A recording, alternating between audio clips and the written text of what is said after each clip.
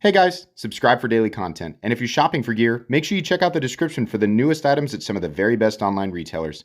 There's also links for some of the items that I personally recommend. Thanks! What's going on YouTube? Metal Complex here, and today I've got a short little knife review slash knife overview to share with you guys. This is the Artisan Cutlery Mini Proponent. This version is actually a budget variant of this knife. There's lots of different versions of it, some more expensive than others. This particular one is also a Smoky Mountain Knife Works exclusive that was sent to me by a gentleman named Andrew. Thank you very much, Andrew, for sending this in for me to take a look at. Thanks to my generous patrons who are supporting me right now. There's a link for Patreon right down below. And please make sure to follow me on Instagram at metal_complex. This is a knife that you can get right now in a few different forms. I'll link it right down below so you can check out everything that's available. I don't think this particular version is available right now, but I do still want to talk about it. Let's go ahead and get a measurements of this guy. Overall length of the Mini Proponent. You guys will probably remember I reviewed the larger guy a while back. Overall length of this guy is 7 inches. Blade length is about 3 1/8. Cutting edge is about 2.75. Just a couple of size comparisons today. How about up against the Ontario Rat Model 1 and the Ontario Rat Model 2? So you can see here, it's a small knife, but then again, it's not really a small knife. It's kind of a big knife. A couple more up against the Spyderco Para 3. There we go. Whoops, that's not helpful. Probably get the whole thing on camera. There we go. And then finally, the Benchmade Bug Outs. Perfect. Okay.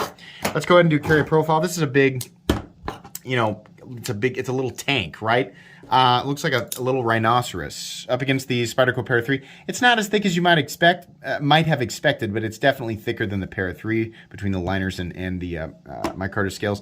PM2 and Para 3 for a comparison of length and height. You can see here, this guy's pretty tall. In fact, between the flipper tab and the hump and the spine of the blade, yeah, it's definitely taller than both. So that's going to be a problem for some people's pockets. Not quite as long as the Spyderco Para 3.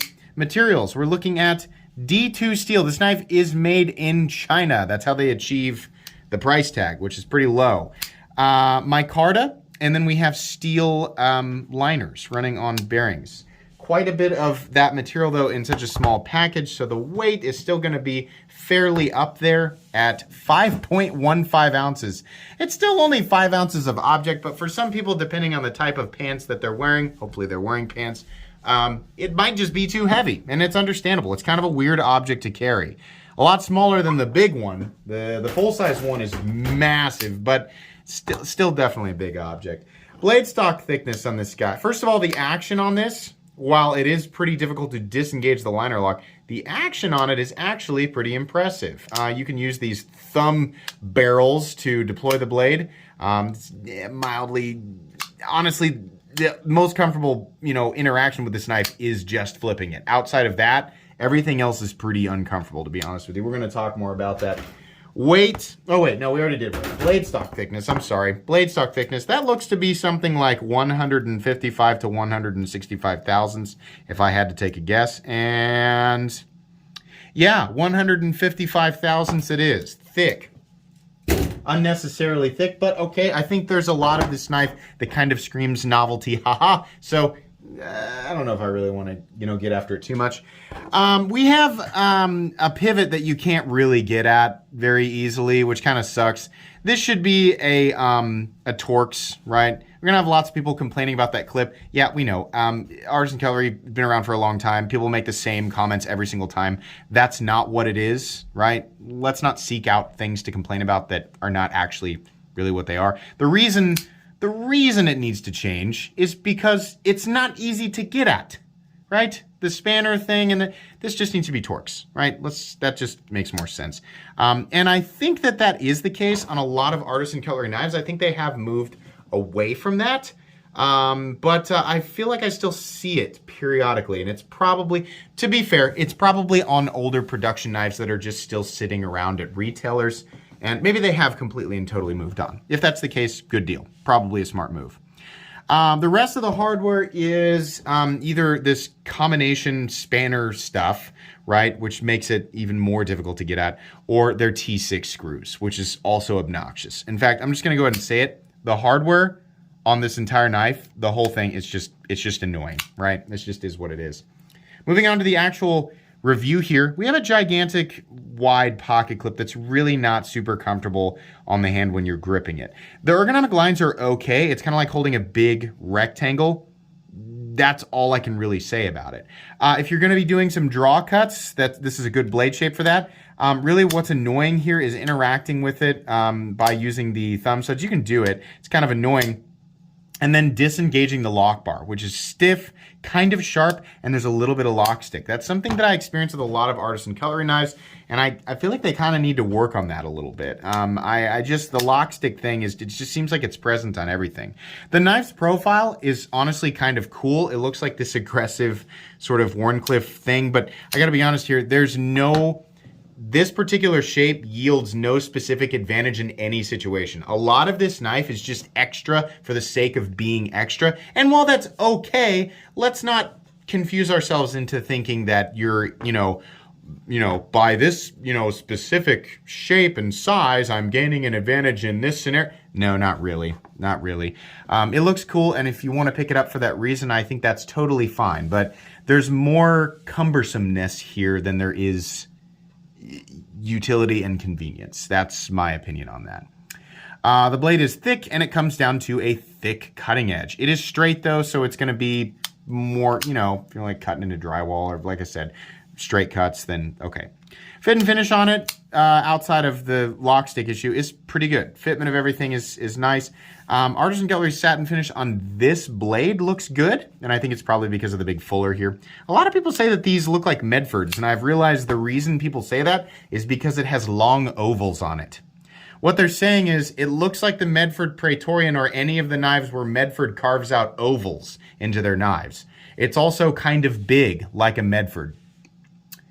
Unless Medford owns the rights to knives that are big and knives with ovals on them, I think that's kind of an empty statement. I understand why people kind of think that, but when you break it down, that's what people are saying. It has ovals on it. I've owned a Praetorian tie. In fact, I've owned multiple Medfords, and that was not the first thing that I thought of, right? Yeah, I think there's enough unique going on here that it really doesn't, that's not really what's happening. Nice color on the standoffs back here. A couple of sort of bronzy brass colored standoffs. I think that looks all right. Plenty of structural integrity. There's nothing that makes me feel like this knife is weak in any way. The pocket clip, it does go with the design, but like I said, it's cumbersome. In and out of the pants, cumbersome. It's also something that's gonna poke into your hand, and it's not comfortable when you're holding on to the knife, right? There's also this pin here, which allows you to use it. It does lock. This is a liner lock, right? But you can further lock it by sticking this pin in there and screwing it down. That's unnecessary. You can do that. I don't know what it is you're about to do with a knife where you need it to lock up that hard, but if you want to, you can, right? The knife does lock up completely. There's a huge stop pin back here. Totally solid lockup. Like I said, some lock stick, a little bit of pivot lash if I'm being honest, so that it's kind of moving around right here. Fairly smooth, and then it's kind of a mushy detent, but it does, it's a little bit off-centered, which should be easily correctable, but I can't get at this pivot. Not easily anyway, so it's kind of a, this is just kind of a fun thing. I knew this was going to be a quick review, and that's because I kind of view this more of just like a fun object than I do a serious, right? There's not really a whole lot here that I, think is part of like a serious utilitarian design. And that's fine. I have a lot of pocket knives in my collection that I enjoy just because I enjoy them. They don't necessarily have to be the most functional things in the whole world. I think there are plenty of people who could carry this and use it, and it'll probably work just fine for them. But, convincing yourself that it's like better, like it's specifically better than any other. I think that in almost every single conceivable circumstance, there is a more convenient pocket knife out there than this design, is what I'm saying. You do not have to agree with me. You can buy this and enjoy it for whatever reason you want, as long as it's legal. But yeah, that's pretty much it. It's a little bit sticky in the lock. It's uncomfortable. It's kind of cumbersome and just big and clunky and odd, right? The price on it's okay. $60. There's just some fit and finish issues, right? things like that. This is an older design. Honestly, I'm like I reviewed the large version of this a long time ago. I think the newest version of this is like all black and there's not much changed. And I think that it's like the bigger one, right? So while this is an older knife and you could say, you know, this is a review that's based on a design from a long time ago, the knife is still around. They're still making it. They're still making newer versions of it. So it's popular because of how it looks, right? It just looks like this big sort of pocket tank brick thing, and it's kind of neat, right? If you're gonna buy it, that's why you should buy it, because it looks kind of neat, right? But don't convince yourself that you're gonna get anything, you know, you're gonna gain some sort of advantage with this knife. That's really all I can say. It's an okay, cheap, kind of novelty knife that's made pretty well. So sorry if that sounds dismissive. That's how I feel about this. It is cool though, and I'm glad that Andrew sent it in for me to take a look at. Those are my honest thoughts. Thanks so much for watching. Please make sure to follow me on Instagram. If you enjoyed this video, leave a like. If you'd like to check out my other content, I do of course have lots of videos of knives that are either expensive or inexpensive that I do or don't like, so check those out. And if you enjoy all my content, go ahead and click on that Metal Complex logo right there and subscribe, because there's definitely more coming. Thanks again for watching, everybody, and have a great day.